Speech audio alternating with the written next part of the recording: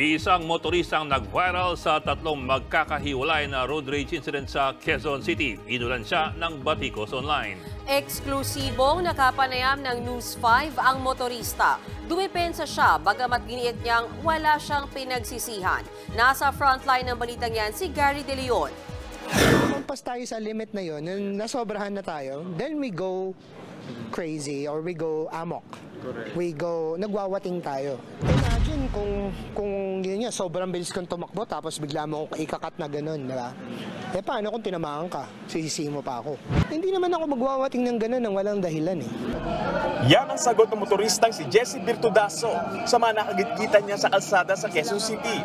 Eksklusibo siyang umarap sa News 5 para depensahan ng sarili sa tatlong viral video ng road rage na kinasangkutan niya.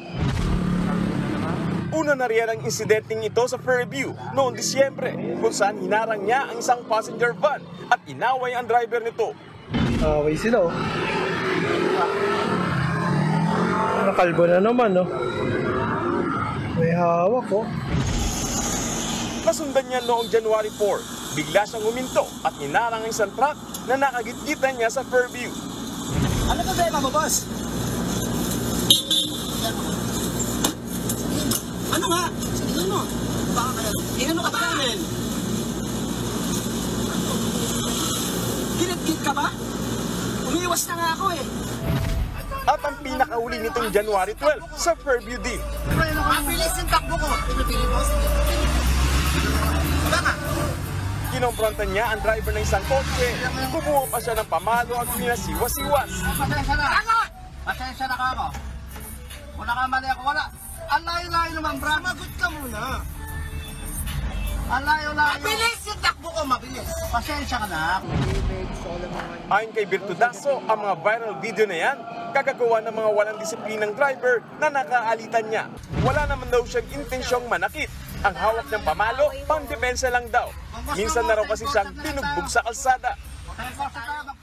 I was mugged.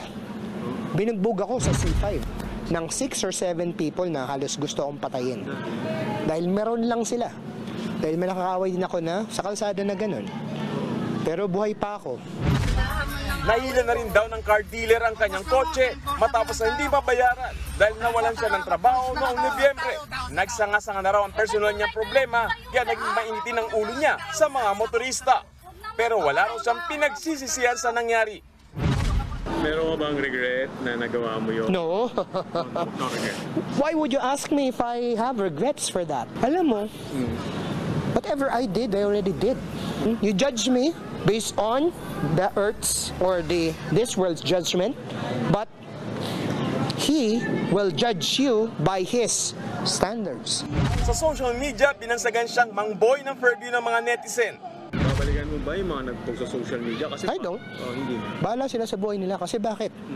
Sinusunog na sila sa impyerno, dito pa lang. Kasi sino bang kasama ko? Siya lang kasama ko. I don't care. Kasi, I mean, kahit anong gawin ko, people will criticize you eh. May it be good or bad. Am I right? Or am I right?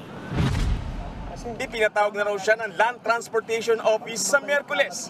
Kaugnay na yung sinampang reklamo ng nakaalitan niyang driver ng passenger van doon Disyembre.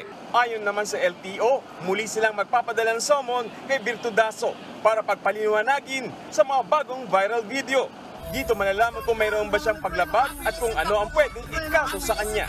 Magbabalita mula sa frontline, Gary De Leon, News 5.